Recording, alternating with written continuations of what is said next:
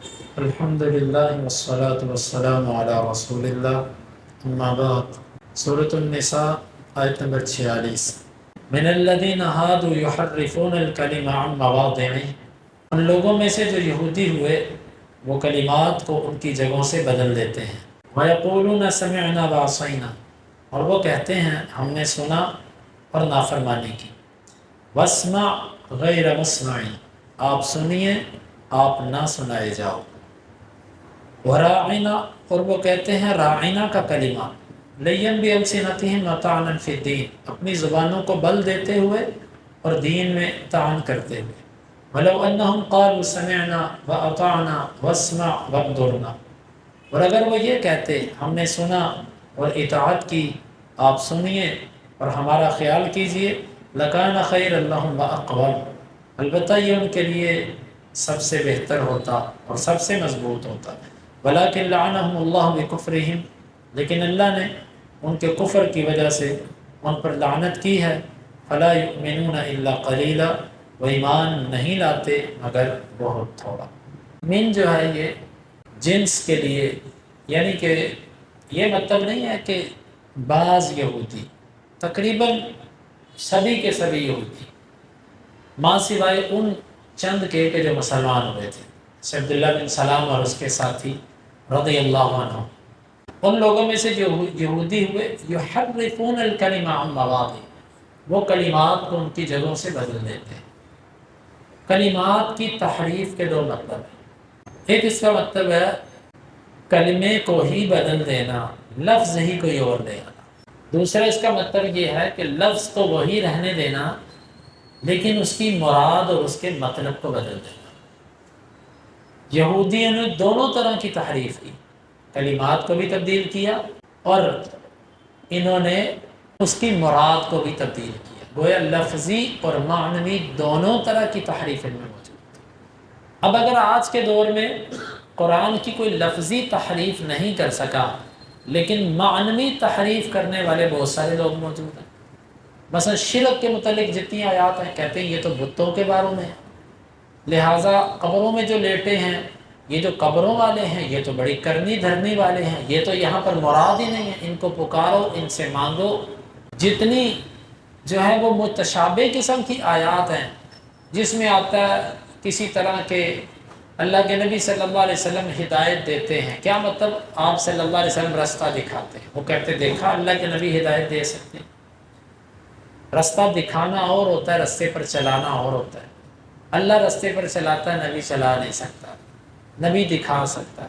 وہ کیا کرتے ہیں، وہ کہتے ہیں جی نبی ہدایت دیتا ہے، ہدایت کا مطلب چلانا بھی ہے اور دکھانا بھی ہے، یہ متشابہ آیت۔ یا اسی طرح اللہ کے کوئی بھی ایسی متشابہ آیت، اس سے ایسا عقیدہ ثابت کرنا کہ جو خود قرآن کی تعلیم کے خلاف ہو، یہ قرآن کی تحریف ہے۔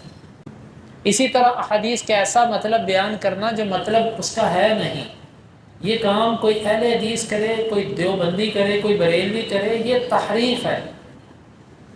آج امت مسلمہ معنوی تحریف کے اندر مبتلا ہے، حتیٰ کہ لوگ اپنے فرقوں کو بچانے کی خاطر آیتوں کو پھیر دیتے ہیں۔ انہی کے بارے میں اقبال نے کہا تھا نا، خود بدلتے نہیں قرآن کو بدل دیتے ہیں، ہوئے کیسے فقیہان حرم پیدا، خود نہیں بدلتے قرآن بدل دیا۔ تو یہ تحریف معنوی موجود ہے اور سبھی کرتے ہیں، کوئی زیادہ کرتا ہے کوئی کم کرتا ہے، الا من رحم ربی۔ حق والے صرف وہ ہیں کہ جو کتاب و سنت پر چلتے ہیں اور تحریفوں سے بچتے ہیں۔ ناموں کے اندر حق نہیں ہے، یہ یاد رکھیے گا۔ بہت سارے پیارے پیارے نام رکھنے والے بڑی بڑی قبیح قسم کی حرکات کے اندر مبتلا ہیں، بڑی عقیدے کی خرابیوں میں مبتلا ہیں۔ چلیں عملی خرابی کی تو بات ہم نہیں کرتے، عقیدے کی خرابیوں میں مبتلا ہے۔ اس لیے حق والوں کی نشانی نام کے اندر نہیں ہے، نام عام ہو چکے ہیں آج کے دور میں۔ حق والوں کی نشانی کتاب و سنت پر عمل کرنا ہے، یہ اصل ہے۔ وَيَقُولُونَ سَمِعْنَا وَعَصَيْنَا، اچھا جی وہ کلمات کو تبدیل کرتے ہیں کس کے بارے میں؟ یعنی محمد صلی اللہ علیہ وسلم کی نبوت کی جو پیشین گوئیاں ان کی کتابوں میں آئی ہیں نا، وہ کہتے ہیں نہیں نہیں اس سے یہ مراد نہیں ہے، اس سے وہ مراد ہے، اس سے فلانا مراد ہے، آپ اس سے مراد ہی نہیں ہے، یہ مطلب ہے۔ یا صحابہ کی جو صفات بیان ہوئی ہیں، یا جہاں پر تورات، انجیل، زبور، قرآن کی تائید کرتی ہے اس میں تحریف کر دیتے ہیں۔ اور آج بھی ایسے ہی ہے، جہاں پر کوئی آیت مبارکہ شرک کے رد پر ہو، کسی صحیح عقیدے والے کی تائید کرتی ہو، اس کو کہتے ہیں جی، ساتھ ہی اس کا مطلب بدل دیتے ہیں۔ وَيَقُولُونَ سَمِعْنَا وَعَصَيْنَا، اور وہ کہتے ہیں ہم نے سنا، یعنی آپ کے قول کو، آپ کی بات کو، وَعَصَيْنَا، اور ہم نے عملی طور پر اس کی نافرمانی کر دی۔ ہم نے سنا ہے آپ کی بات کو، لیکن آپ کی بات کی ہم نے عمل کے ساتھ نافرمانی کر دی۔ اس کا ایک معنی یہ ہے۔ دوسرا اس کا معنی یہ ہے، سمعنا، ہم نے کان سے تو سن لیا، باہر میں دوسری جگہ پر جا کر کہتے وَعَصَيْنَا، ہم نے نافرمانی کی۔ اصل مطلب یہ ہے کہ بات سننے کے بعد اس کی مخالفت کا اظہار کرنا، یہ یہودیوں کے اندر ایک بیماری تھی۔ وَاسْمَعْ غَيْرَ مُسْمَعٍ، اور تو سن تو نہ سنایا جائے۔ اس کا مطلب کیا ہے؟ اس کے دو تین مطلب ہیں۔ اللہ کے نبی صلی اللہ علیہ وسلم کو کہتے ہیں تو سن غیر مسمعین، تو ایسی بات نہ سنایا جائے جو تجھے اچھی لگتی ہے، یعنی جب بھی تجھے ہم سے سننے کو ملے تجھے برا ہی لگے۔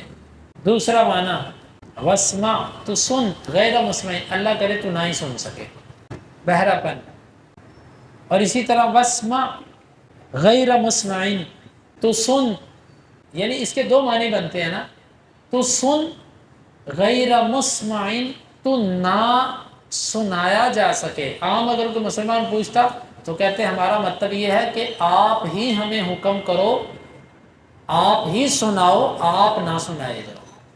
اور اپنوں کو کہتے دیکھا ہم نے کیسی بد دعا دی اس کو، کیسا کہا اس کو، واسمع، سن غیر مسمعین، تو نہ ہی سنایا جائے، یعنی ذو معنی الفاظ استعمال کرتے۔ وراعنا، راعنا کا معنی کوئی مسلمان پوچھتا تو اس کو کہتے اس کا مطلب ہے ہماری رعایت کرو، ہمارا خیال کرو۔ اور اپنے ساتھیوں میں جا کر کہتے ہم نے رعونت کے معنی میں، یعنی بے وقوف، نعوذ باللہ، عقل کا کمزور، اور ہمارے نادان ساتھی، ہمارے بے وقوف ساتھی، اس معنی میں نعوذ باللہ اس کو بیان کرنا۔ راعنا لیم بالسنتہم، زبان کو بل دیتے ہوئے، راعنا تھوڑا سا بل دیتے، اس کا معنی ہوتا ہمارا چرواہا۔ راعنا تھوڑا سا بل دیتے، اس کا معنی ہوتا بے وقوف، نادان، یعنی تھوڑا سا بل دے کر معنی بدل دیتے۔ وطعنا فی الدین، اور دین پر طعن کرتے ہوئے، دیکھا اگر یہ سچا نبی ہوتا تو اس کو بتا دیتا نا اپنے نبی کو، ہم کتنا اس کے ساتھ مذاق کرتے ہیں اور اس کو پتہ تک نہیں چلتا۔ اللہ تعالیٰ فرماتا ہے کہ وَلَوْ أَنَّهُمْ قَالُوا سَمِعْنَا وَأَطَعْنَا وَاسْمَعْ وَانظُرْنَا، یہ جو باتیں انہوں نے کہی سمعنا وَعَصَيْنَا، اس کی جگہ پر صرف اتنا ہی کہتے سمعنا وَأَطَعْنَا، عصینا کی جگہ اطعنا کہتے ہم نے اطاعت کی۔ واسمع غیر مسمعین کی جگہ پر صرف اتنا کہتے واسمع، ہماری بات سنیے۔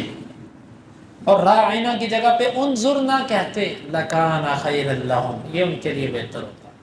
یعنی اس آیت کا مطلب یہ ہے اللہ تعالیٰ ہمیں ایسے کلمات بولنے سے منع کرتا ہے جو کلمات منافقین اور کافروں کے، لہٰذا مسلمانوں کو چاہیے اپنی روزمرہ زندگی میں کافروں کے کلمات کو نہ زبان پر لے کر۔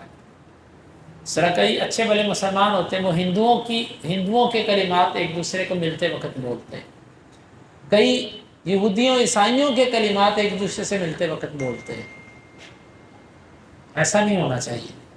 اگر وہ یہ کلمات کہتے لکان خیر اللہم واقوم، یہ ان کے لیے بہتر بھی ہوتا اور مضبوط بھی ہوتا، ولیکن لعنہم اللہ بکفر، اللہ نے ان کے کفر کی وجہ سے ان پر لعنت کر دی۔ لعنت کا کیا معنی ہوتا ہے؟ لعنت کا معنی ہوتا ہے الابعاد عن الرحمہ، اپنی رحمت سے کسی کو دور کر دینا، دھتکار دینا، پھٹکار دینا، یہ ہوتی لعنت۔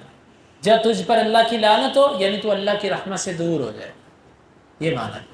ولیکن لعنہم اللہ بکفر، اللہ نے ان کے کفر کی وجہ سے ان کو اپنی رحمت سے دور کر دی۔ اس کا مطلب ہے جہاں پر کفر ہو وہاں پر اللہ کی رحمت نہیں ہوتی، اور جو کفر کی مشابہت کرے، ان جیسی تعلیم، ان جیسا کلچر، ان جیسا معاشرہ، ان جیسا ماحول بنانے کی کوشش کرے، وہاں پر اللہ کی رحمت ہوتی ہے۔ فلا یؤمنون الا قلیلا، یہ لوگ ایمان نہیں لاتے مگر بہت تھوڑا، یعنی اس کے دو تین مطلب ہیں۔ بہت تھوڑی باتیں ہیں اللہ کی جس کو یہ مانتے ہیں، اکثر باتوں کو یہ مانتے ہی نہیں۔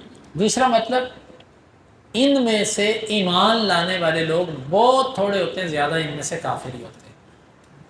اللہ رب العالمین سے دعا ہے اللہ تعالیٰ اس آیت مبارکہ کو سمجھنے کی اور عمل کی توفیق عطا فرمائے۔